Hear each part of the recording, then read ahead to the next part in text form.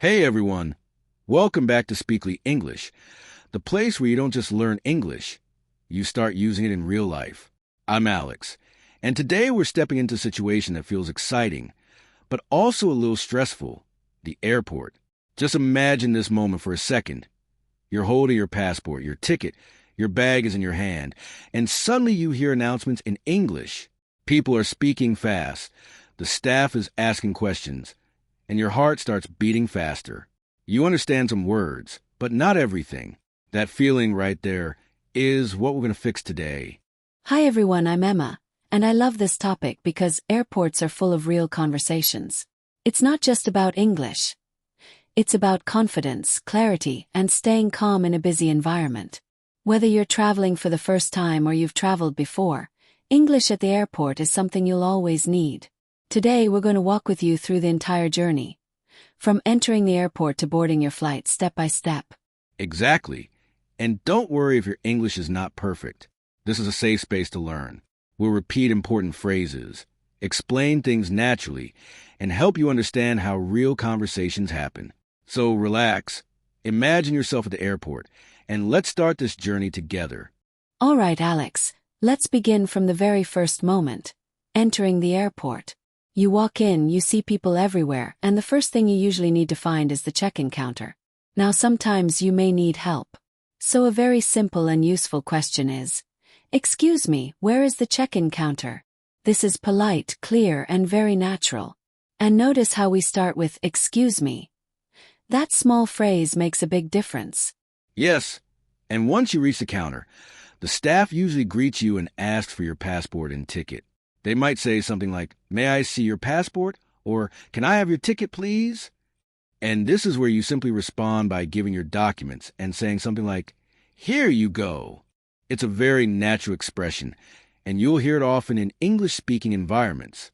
And then comes a very common question. Do you have any luggage to check in? Now this might sound a little confusing at first, but it simply means, do you have bags that will go on the plane, not with you? You can answer by saying, "Yes, I have one suitcase," or "No, just a carry-on." These are very simple and useful responses. Exactly, and I think this is a good moment to talk about the phrase carry-on. A carry-on is the bag you take with you on the plane. So if someone asks, "Do you have a carry-on?" they are asking about your small bag. And again, don't worry about perfect grammar.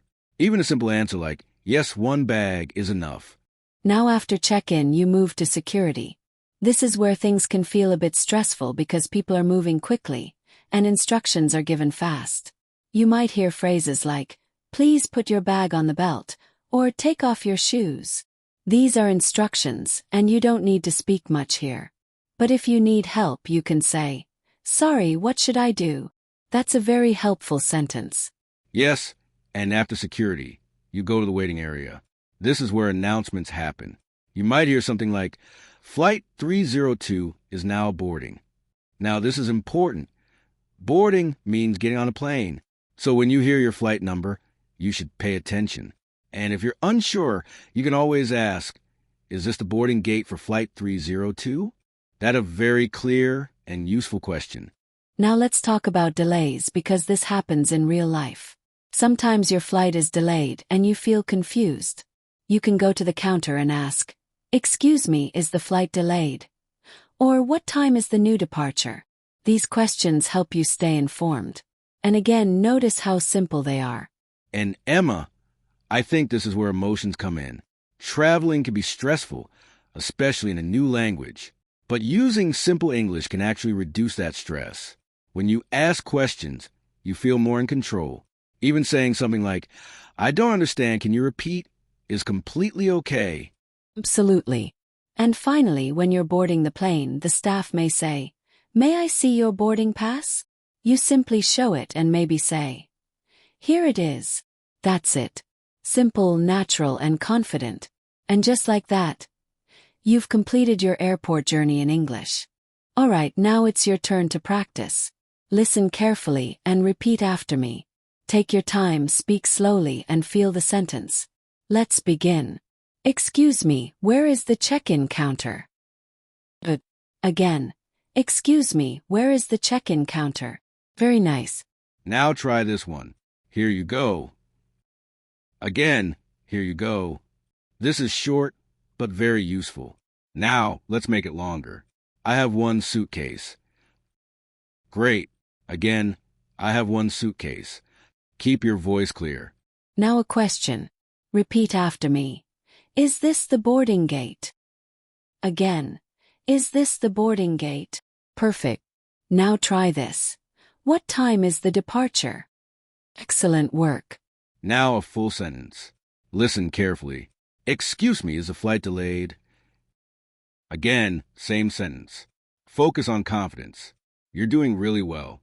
You did amazing today. If you practiced with us, you've already taken a big step toward speaking English in real-life situations. Remember, it's not about perfection. It's about communication and confidence. Exactly.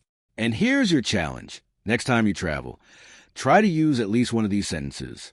Even one sentence can make a big difference. And the more you practice, the easier it becomes. If you enjoyed this episode, don't forget to subscribe to Speakly English, like this video, and share it with someone who wants to improve their English. Thanks for listening, and we'll see you in the next episode. Keep practicing, keep speaking, and keep growing.